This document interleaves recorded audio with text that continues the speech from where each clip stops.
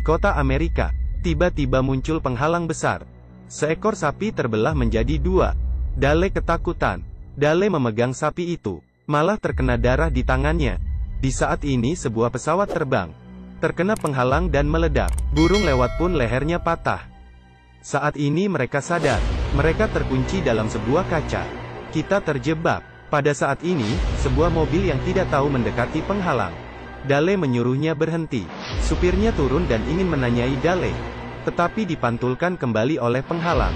Mereka tidak dapat mendengar suara sesama, hanya bisa berkomunikasi lewat tulisan. Penghalang ini tampaknya memiliki kekuatan misterius. Setelah muncul banyak masyarakat yang mati, seorang polisi baru saja mendekati penghalang. Alat pacu jantung meledak, dan polisi lainnya hanya berdiri, terbunuh oleh peluru yang dipantulkan oleh penghalang. Sementara itu, orang-orang di kota panik, memikirkan bagaimana untuk lari. Mereka mencoba menyemprotkan reagen kimia pada penghalang, ingin menghilangkannya. Coba lagi untuk mengukur sudut penghalang, ingin menghitung batasnya, tetapi tidak bisa. Untungnya saat ini, militer tiba. Mereka mulai menyemprotkan air ke penghalang, menguji apakah cairan dapat tembus. Tapi setelah hanya uji, mereka pergi. Orang-orang mulai kecewa dan marah. Mereka mengira militer akan menyerah. Tak terpikirkan, keesokan harinya, militer benar-benar mengatur pertemuan yang unik. Mereka menggunakan mobil untuk menjemput kerabat warga kota, agar mereka bertemu di seberang kubah. Akhirnya kota itu menjadi ramai. Semua orang bergegas ke tepi kubah. Mereka tidak bisa mendengar suara kerabat mereka, hanya bisa mengekspresikan suasana hati dengan tindakan. Di seberang kubah, sepasang kekasih saling berciuman.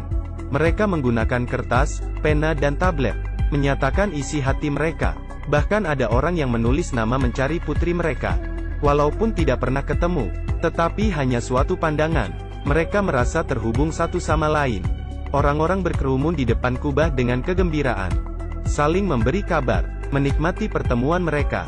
Itu putraku. Saya sudah belasan tahun tidak bicara dengan dia. Tapi Dale menyadari ada sedikit bahaya. Jadi Dale menemukan seorang wanita yang bisa membaca bibir. Membawanya ingin mengetahui kabar dari tentara. Seorang tentara mengatakan padanya, tentara akan berangkat besok, dan takkan kembali lagi, karena pemerintah ingin meluncurkan bom ke dalam kubah. Mereka ingin mengebom kubah, agar tidak menimbulkan kepanikan. Mereka tidak peduli penghuni di kubah akan terbunuh atau tidak, bukan untuk menyatukan sanak saudara, tapi membiarkan mereka mengucapkan selamat tinggal sebelum mereka mati.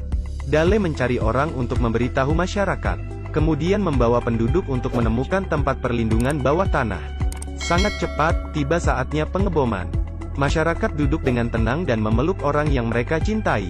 Siapapun tidak tahu bagaimana akan hari esok. Bom nuklir meledak 10 meter dari kota, tapi tidak ada yang terjadi pada pasangan di dalam. Dale menyentuhnya, melihat bahwa penghalang itu masih ada. Ledakan itu hanya meninggalkan celah setengah meter, tetapi malah menghancurkan semuanya. Sumber daya di kota hampir habis. Kehabisan makanan dan air. Semua orang terpaksa membentuk tim untuk mengambil air di danau. Tetapi melihat ikan-ikan yang mati, mereka tahu airnya bermasalah. Air yang diambil itu ternyata bisa menghidupkan api. Ini bukan air, tetapi adalah bahan bakar. Melihat keadaan ini, semua orang cemas, pergi ke toko dan mengambil barang dagangan. Bahkan ada yang berkelahi. Demi menghentikan mereka, polisi mengeluarkan gas air mata. Tetapi tidak berguna. Melihat masyarakat yang kacau, polisi mengeluarkan pistol. Ketika ingin menembak, turun hujan deras. Semua orang menjadi sadar, dengan cepat menampung air. Tetapi Yo melihat sepertinya hanya di dalam kubah yang hujan. Mungkinkah itu telah membentuk sistem iklim independen? Yo merasa aneh. Dia menyentuh kubah lagi, merasa ada sesuatu yang mengendalikan kubah di kota. Jadi dia menarik pacarnya Nori, dengan sketsa kubah yang diperhitungkan dengan cermat. Kemudian mencari, tanpa diduga, menemukan tumpukan daun yang mencurigakan. Yo menyentuhnya, kemudian terkena sengatan listrik. Dia memastikan bahwa ini pasti kubah kecil. Jadi mereka buru-buru membuang daunnya, membersihkan debu dengan air. Ternyata penutup kaca yang familiar muncul. Yang berbeda adalah, ada telur yang tersembunyi di dalamnya. Melihat telur aneh ini, Yo mencoba berbicara padanya, ingin mematikan kubah. Tetapi tatapan Nori meragukan. akhirnya menggunakan cara lain. Bersama Nori memegang telur itu.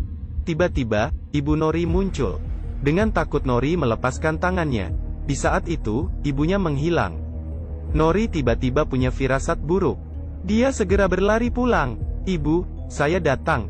Ternyata ibunya sedang sakit parah. Tampaknya kubah itu sengaja mengingatkannya untuk berpamitan dengan ibunya. Nori merasa, pasti ada rahasia yang lebih besar di balik kubah. Jadi dia berlari ke kubah. Memukul kubah dengan kuat. Ingin menanyainya apa yang dia mau. Tidak ada respon dari kubah. Tapi telur hitam di kubah kecil tiba-tiba memancarkan cahaya. Keesokan harinya, muncul di halaman belakang Yo. Untuk memahami rahasia telur hitam, Yo memanggil beberapa temannya, meletakkan tangan di atas kubah. Tiba-tiba cahaya menghilang. Bintang yang tak terhitung jumlahnya dikeluarkan dari telur hitam, mengambang di sekitar mereka. Truk menabrak kubah dan langsung pecah. Seorang mengerem dengan takut, ingin melihat dengan jelas. Tetapi putrinya pingsan mendadak, dan sembarang berkata-kata. Bintang jatuh. Di malam hari, anak laki-laki lain pingsan di dekat kubah. Mengatakan hal yang sama. Bintang jatuh. Wanita itu bernama Nori, pria bernama Yo.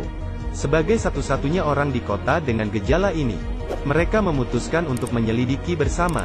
Tetapi saat mereka berpegangan tangan, pingsan lagi. Bintang jatuh. Orang tua mereka langsung membawa ke rumah sakit dengan ketakutan dan melakukan pengecekan total. Tetapi dokter berkata mereka baik-baik saja. Yo dan Nori tidak percaya. Mereka mencoba lagi. Kali ini mereka sengaja merekam video. Mereka berlutut, dengan ragu mengangkat tangan. Saat bersentuhan, mereka berdua pingsan. Ketika mereka sadar mereka mengecek video. Melihat mereka asal bicara lagi. Dan Yo membuat gerakan diam. Sepertinya kekuatan misterius menggunakannya untuk menyembunyikan rahasia. Keesokan harinya, Yo menemukan dua intercom. Dia tahu selama dia dekat dengan Nori, dapat mengubah sinyal. Berkata-kata dalam intercom. Mereka juga dapat mengubah kebiasaan binatang. Seperti menarik kupu-kupu dalam jumlah banyak, agar kupu-kupu tetap di sekitar kubah. Mengetahui hal ini, Yo dan Nori berencana untuk mencari kubah kecil itu, yang mendadak muncul di halaman belakang rumahnya. Malah membesar. Mereka melihat kubah itu terdapat 4 telapak tangan. Kemudian mereka mengajak dua teman lagi untuk meletakkan tangan mereka di atasnya. Tiba-tiba telur hitam menjadi putih, mengeluarkan cahaya, kemudian pecah. Di dalamnya ada sebuah telur hitam yang kecil, dan kupu-kupu yang sekarat. Melihat kupu-kupu yang kasihan, Nori menyentuhnya, ternyata menghidupkannya. Di saat itu telur hitam bergerak, sepertinya akan meledak. Semuanya berlari, kita harus menjauhinya. Tetapi Julia teman Nori tidak takut, malah mengangkatnya. Gerakannya berhenti. Kupu-kupu juga mulai mengelilinginya, seperti memilih tuannya. Untuk memahami rahasia telur hitam, mereka membawanya kembali ke hutan tempat mereka menemukannya. Beritahu aku apa yang harus kulakukan. Akhirnya, Nori melihat ibunya yang meninggal itu. Tetapi dia sadar, ibu ini ternyata alien. Ibu alien ini memberitahunya, mereka yang meletakkan kubah ini. Tujuannya adalah untuk mengamati manusia. Mereka ingin membuka kubah, harus melindungi telur hitam kecil ini. Yang terbaik adalah menyembunyikan di dalam air. Akhirnya Julia naik perahu, melempar telur ke tengah danau. Akhirnya mengeluarkan cahaya dan naik ke atas, seperti meteor yang menuju langit. Seluruh kota dikejutkan oleh pemandangan ini. Mereka melihat ke atas, menyaksikan cahaya itu, akhirnya menerangi kota. Tetapi kubahnya belum hilang. Jelas alien itu berbohong. Ada lebih banyak rahasia yang tersembunyi di bawah kubah. Rahasia apakah itu? Mari ikuti Buya. Mari kita saksikan bersama di periode kedua.